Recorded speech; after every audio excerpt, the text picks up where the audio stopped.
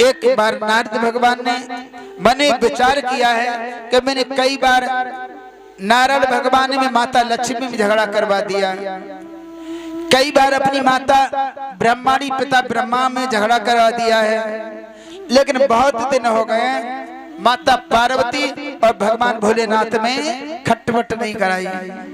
चलो भगवान भोलेनाथ माता पार्वती में कोई ऐसा व्यंग कराते हैं, कोई लड़ाई झगड़ा थोड़ा सा हो जाए। और वास्तव में पूछा जाए तो सुखदेव जी को लाने वाले कौन है? सुखदेव जी को लाने वाले नारद जी हैं। ऐसा मन में विचार किया और नारद भगवान सीधे नारायण नारायण कहते हुए कैलाश पर्वत पे पहुंचे हैं। और कैलाश पर्वत पर जब पहुंच गए, कैलाश पर्वत पर जाके क्या देखा?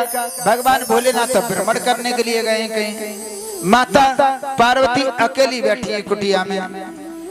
जैसे ही भगवान माता पार्वती ने नारद जी को देखा है, दौड़ करके आ गई। आइए बेटा नारद, आइए आइए बेटा, कहाँ से आगमन हुआ तुम्हारा? आइए बेटा, कहाँ से आगमन हुआ? बड़ा सुंदर आसन डाल दिया है और बड़े सुंदर आसन पर आज नारद जी को बिठा लिया है।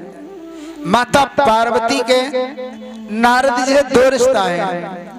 एक तो माता पार्वती नारद जी को बेटा के भाव से देखती हैं, और दूसरा रिश्ता है माता पार्वती जी के जो गुरु जी हैं वो कौन है? वो नारद जी हैं। माता पार्वती के गुरु जी हैं वो कौन है? वो नारद जी हैं। एक तो बेटा भाव से भी देखती हैं और एक उनको गुरु जी के भाव से भी देखती हैं। अब तो बड़ा सुंदर आसन डाल दिया और कहा बेटा आजकल तो दुनिया हमसे रूठ गई तो तुम भी हमसे रूठ गए, आज तो तुमने भी आना जाना हमसे यहाँ बंद कर दिया, क्या बात है बेटा? बाबा नारद कहते हैं माता मैं कभी किसी के यहाँ आना जाना बंद नहीं करता, मैं कभी किसी से रूठता नहीं हूँ, लेकिन माता मैं मृत्युलोक में अभी भ्रमण करके आया हूँ। मृत्युलोक में लोगों का ऐसा स्वभाव हो गया है, कोई किसी के बिना मतलब के कोई बात नहीं करता। ये दुनिया बड़ी स्वार्थी हो गई है, कोई बिना मतलब के बात नहीं करता। जहाँ स्वार्थ हो वहां जाने से क्या फायदा? माता पार्वती कहती है बेटा तो मैं अपने मन की बात तो मैं कह सकती हूँ, मुझे दुनिया से कोई मतलब नहीं है, लेकिन तुम्हारे जब भगवान भोलेनाथ हैं और मेरे बीच में कोई स्वार्थ भाव नहीं है, कोई बनावटीपन नहीं है, कोई छल कपट नहीं है। भगवान भोलेनाथ मुझसे इतना स्नेह करते हैं, इतना प्यार करते हैं, कभी मुझसे कोई बात छिपाते नहीं है, कभी मुझसे झूठ बोलते नहीं है। भगवान नारद जी कहते हैं माता मैं तो यही कहूंगा कि तुम्हारे दोनों का प्रेम स्नेह ऐसे ही बढ़ता रहे। माते भगवान भोलेनाथ तुमसे कभी कुछ बात नहीं छिपाते।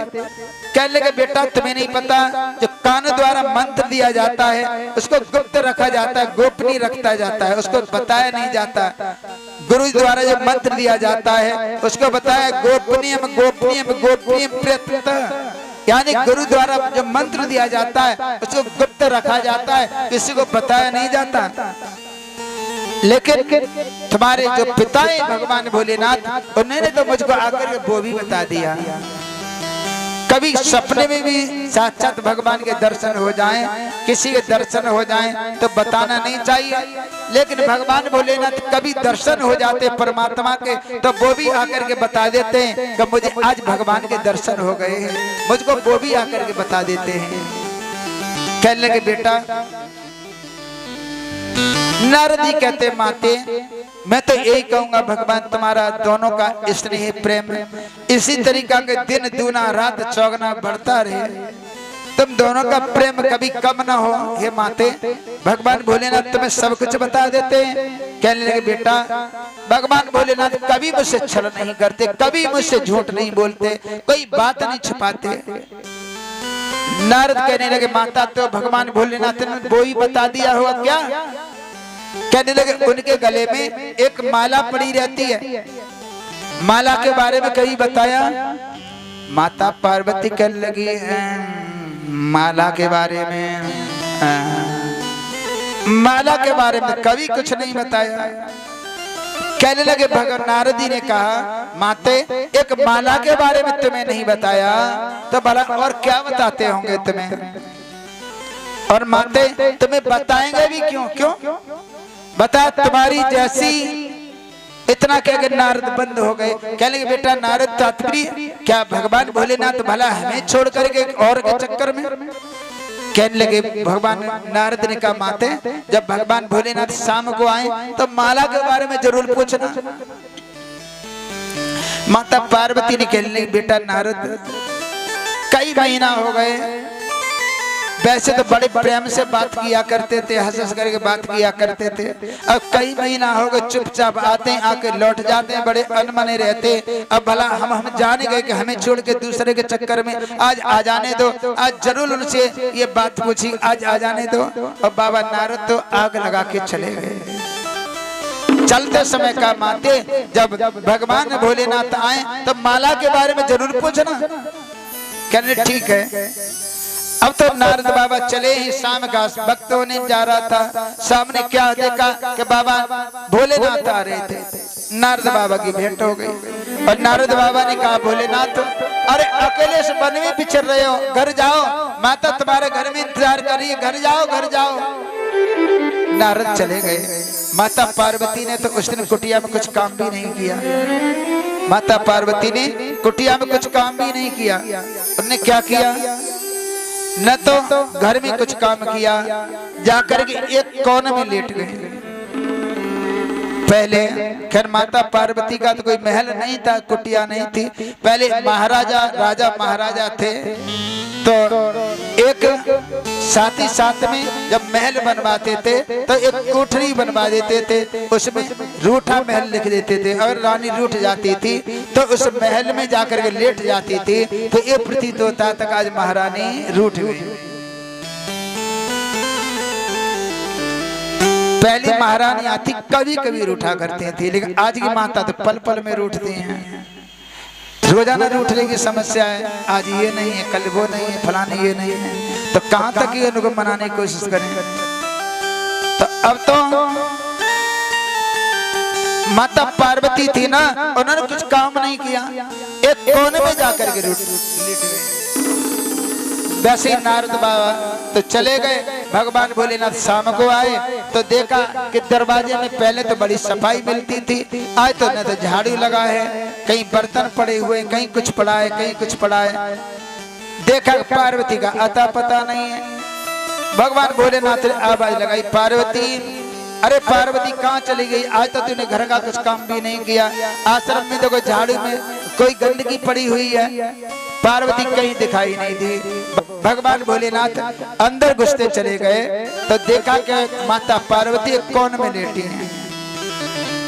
माता पार्वती एक कोन में लेटी है। भगवान भोलेनाथ ने माता पार्वती को हाथ जोड़ के कहा राम राम सा चूल्हे में धल्ले तो भाई राम राम, हमें नसीहत भाई राम राम। पार्वती हाँ राम राम, चूल्हे में धल्ले हो। पार्वती बात सुनो, डंडा धरो है। पार्वती पानी दे दो, प्यास लग रही, पानी भाई से ले लो, भाई ले लो। क्या पार्वती हो क्या गया तुम्हें आज? अब पार्वती ये बताओ क्या तुम्हें नारद आए थे आज? हाँ आए थे नारद। समझ गए भगवान भोलेनाथ क्या अब नारदी कोई आग लगा गए घर में। चल लगे देवी मेरी बात सुनो। पार्वती कहती बात नहीं करूंगी तुमसे, मुझे कोई बात नहीं करनी। आज मैं जान पाई आप इतने ऊपर से काले हो ना, अंदर से भी इतने काले हो, बहुत कपटी हो। आज जान पाई हो तुम्हारे कपट रूपी बातों को।